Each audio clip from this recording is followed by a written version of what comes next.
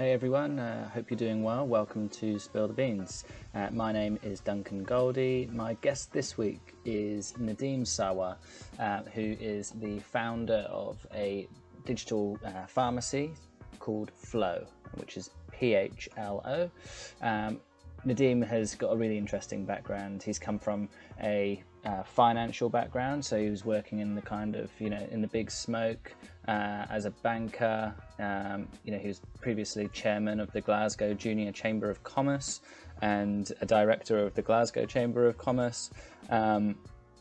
He kind of, had that really entrepreneurial mindset and went over to the US to develop that kind of career path and get some really important networking opportunities. I think is probably the main thing that he takes out of it. But he's a big advocate for those kind of incubation style programs, which I'm sure he'd love to tell you a bit more about. So if you've got any questions for him, then by all means reach out. But I really enjoyed the chat with him, and I hope you guys do too. Hey Nadeem, thank you so much for taking the time to be on the podcast. It's great to see you. Tell me, whereabouts in the world are you right now?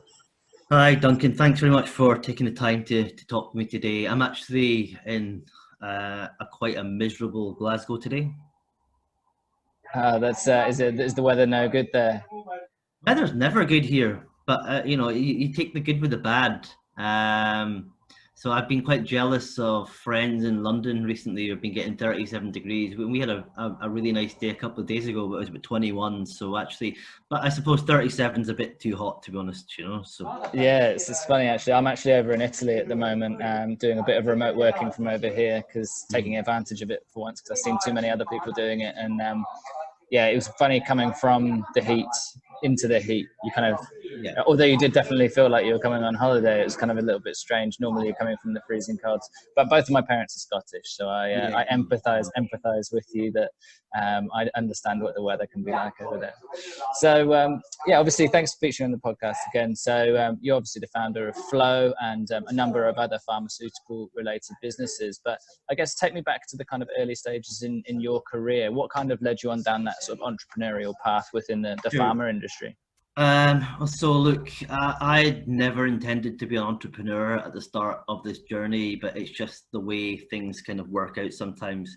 So actually, I started my career in banking, and I got to about 2013, 2014, I had a reasonably decent career in banking where I was going up the ladder, and I just thought this wasn't for me from a moral perspective and an ethical perspective, and it just wasn't hitting my buttons in terms of what I wanted to achieve in my life. So I took part in a program called the Saltire Fellowship, which was a Scottish program designed to give good talent the ability to maybe think a little bit more entrepreneurially. So I ended up heading out to the United States, to Boston, and studying for some executive learning, like a mini MBA out in the United States.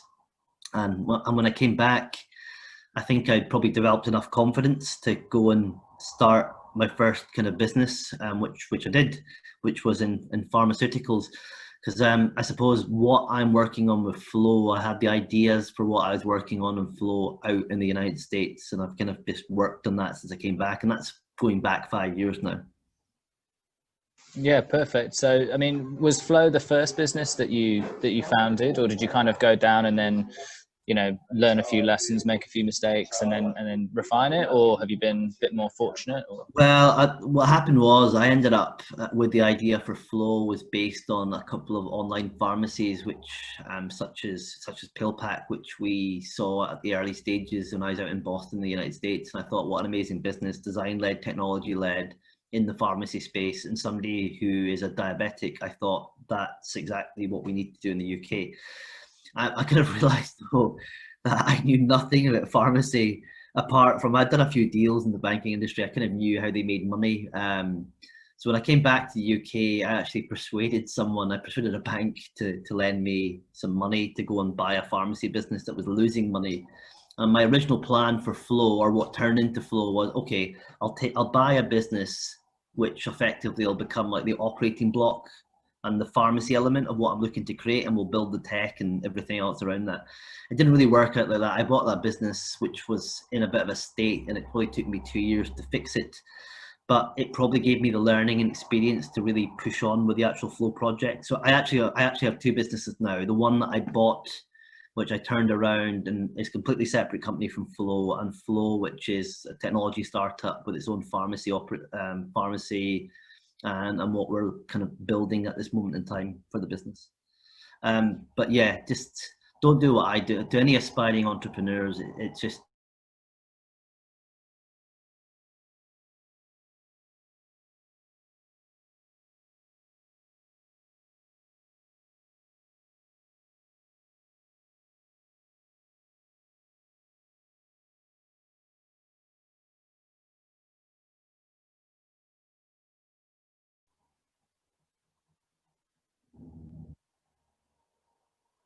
Sorry, mate. My phone rang again, so it's just bumped me off. So we'll just go back to for any aspiring entrepreneurs, don't do what I do. Is that all right if you start there again? yeah, fine. Sorry about that. It won't happen again. Yeah. So for any aspiring entrepreneurs, don't do what I did and just jump straight into the whole thing. My suggestion is, that you kind of need to kind of manage things a little bit better than I did. And I just went for it, and I just was like, be brave, and that's fine. But I think if I was to do it again, I probably have done things a little bit differently, but that's okay. Everybody has a different journey.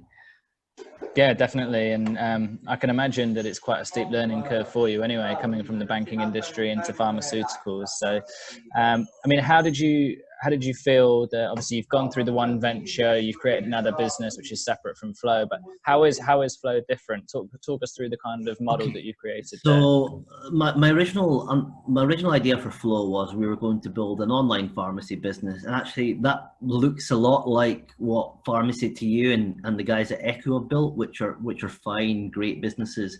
And that was, a nice technology platform, and we stick medication in the post, and we do it that way.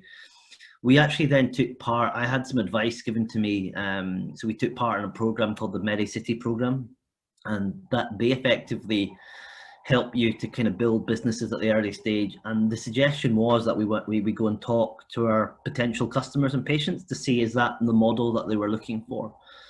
And effectively what we found was that one of the reasons for the lack of penetration, for the lack of if you look at the use of online pharmacy in the UK, it's actually really low from a percentage perspective. And it was because patients were very uncomfortable getting the medication through the post with all the delays that happen.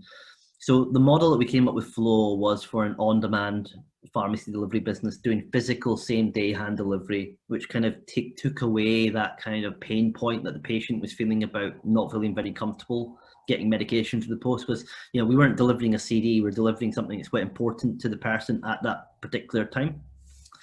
So Phlo is an online on-demand pharmacy business. We control the full technology stack.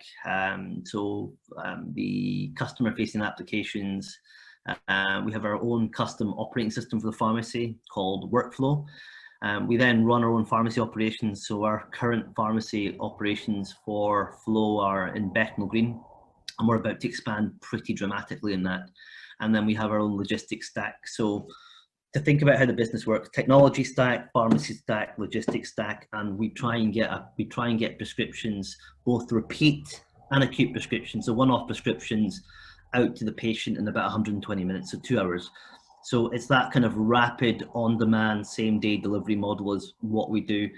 Now, for patients outside of London, we have a traditional mail order service, which looks very much like what the guys, other online pharmacies do. But mentioning the pain point that we discussed there, there is a significant pain point because things do go awry with postal services. For our on-demand services, our net promoter score is through the roof. So the plan for the scale up of Phlo, it's a bit different from other online pharmacies, which you can have a big warehouse and you're just sticking it in the post and that's it. We actually need physical infrastructure in every city that we work in.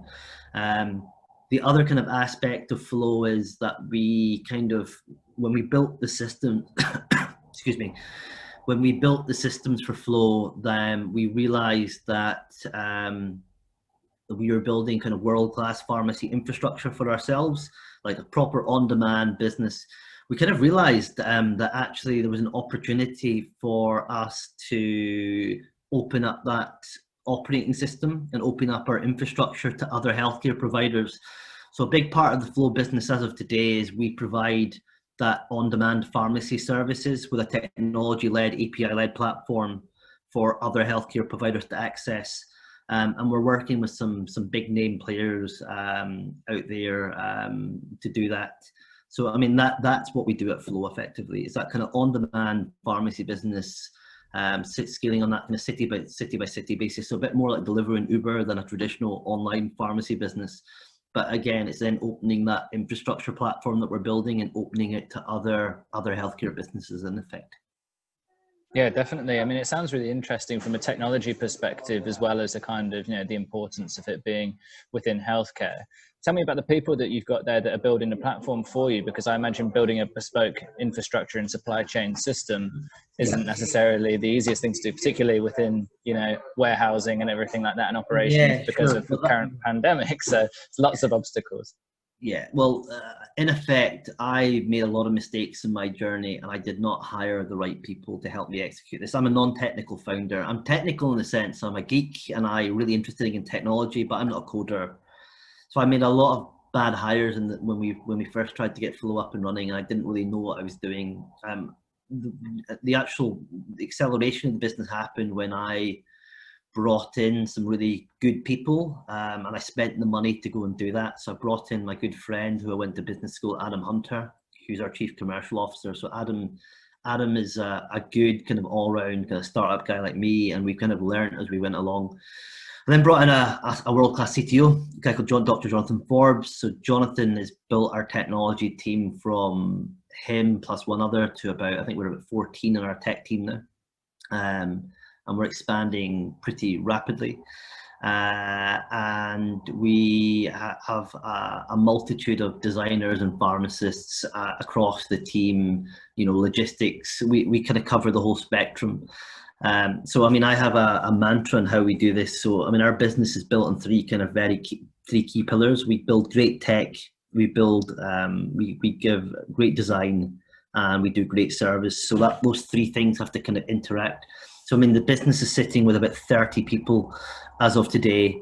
And I expect this to be about 50, and we're growing really, really rapidly, which is good. So we're about to launch in Birmingham later this year. And we will be launching in Manchester, hopefully into the start of next year. Fantastic. Well, the future certainly looks bright, and it doesn't seem that like a global pandemic is slowing you down at all. I mean, have you been affected by COVID? We've been affected by COVID in the sense that it's been very hard to try and scale and grow a business. But I mean, much like many of the other online pharmacies, we have benefited from the COVID effect in the sense that patients don't actually want to go to a pharmacy to queue up and collect medication. They would rather have a convenient online service to do that. We offer that. A number of other online pharmacies do that. I think the critical delineation for us is that we can do it quick and rapidly. So we always work on the basis of, we offer a really secure, predictable service, right? So if you order something from Phlo, you're going to get it in 2 hours. It's not at the mercies of the Royal Mail. I mean, as I said, we do have an online a mail order business for patients outside of London at the moment. That can be problematic for us and our patients, just with deliveries going all over the place at the moment, and that's COVID has affected that. But in general, in a very bad situation, COVID has been good for our business, and it's probably accelerated by a number of months. I think we would have got there, but the COVID effect has just made things a lot quicker for us in terms of that business development piece and actually getting patients to use our services and our platform. Yeah, well, I mean, it really seems like it's showing its value as a lot of businesses are during this time, and the main benefit is to the patient ultimately as well. I mean, to be able to purchase or be able to receive your order within a couple of hours of ordering is it seems still quite alien even in this day and age of Yeah. logistics and supply chain within London, but it's really strong. So it's yeah, a great product that you built there. You mentioned a couple of times about a couple of courses that you've been on. You obviously went over to America, and you've been part of an acceleration program over here as well. Is that your belief? Is that the advice that you would give to other entrepreneurs? I mean, if you were going back and do it all again, do you feel like that's where you got the most value? I started my first acceleration program. I came up on Facebook as a Facebook memory, right? And this is I was kind of astounded. So 5 years ago, I started my first acceleration program, and I was really clueless. I think the most value you get from acceleration programs isn't so much the teaching that they try and give you, and you take everything on board. And if you're a good entrepreneur, you go and read anyway. It's the networks you build. So if you're going to go and do, I recommend it to any kind of young entrepreneur as they start, just for the fact that it's really lonely. Trying to build a company is incredibly lonely, right? I'm actually sitting in the same flat where I started my company 5 years ago. Now, across two businesses, I have about 90 people working for me now. Now, 5 years ago, I was sitting here with a laptop and my mobile phone and hoping to try and take the whole thing forwards, which I have done. But those networks are really invaluable to stop you going crazy. You take your learning, and actually, I mean, some of the learning that was given to me, I ignored it because I thought I knew better, and actually I've probably been proven right. But I think, like I said, I think acceleration programs are good. The best thing you can possibly do on an acceleration program is take the opportunity to talk to your potential patient or customer, because frankly, if you don't have a customer, then you don't have a business, right? So the opportunity is to go, if you have an idea, is to go and actually go and validate whether you have a proposition that can generate revenue or generate whatever metric you want to measure it by, that can actually turn it into a real business. That's what we took out of Phlo.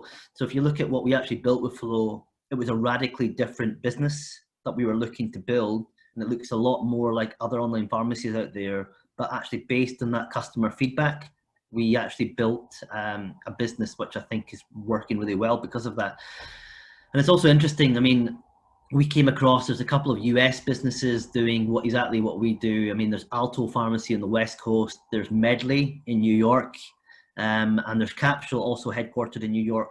All those businesses are clones of Phlo, very different operating model because of the United States. But fundamentally what they do is exactly what we do. Now, we didn't copy those guys, but clearly they had the same ideas as we have. And we've all gone in the same direction, and they're very successful businesses as well.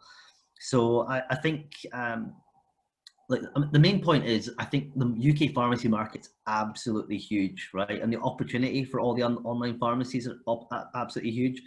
So there'll be plenty of opportunity for the mail order guys. There's plenty of opportunities for the guys like me doing kind of on-demand stuff. There's a lot of opportunities to do some really interesting things. And actually, fundamentally, pharmacy is a stale industry and it's not innovated. If I look at the operating system we built with Workflow, which is our OS, which runs our entire pharmacy operating system, it's miles ahead of everything else, right? I look at what other big players have built and taken years and years and millions and, almost hundreds of millions in the case of one of the big players to build, and we're far ahead of everything else. So there's an opportunity to innovate really quickly with not too much money and build a really decent customer base. And we'll see where we get to. So I have a 5-year plan.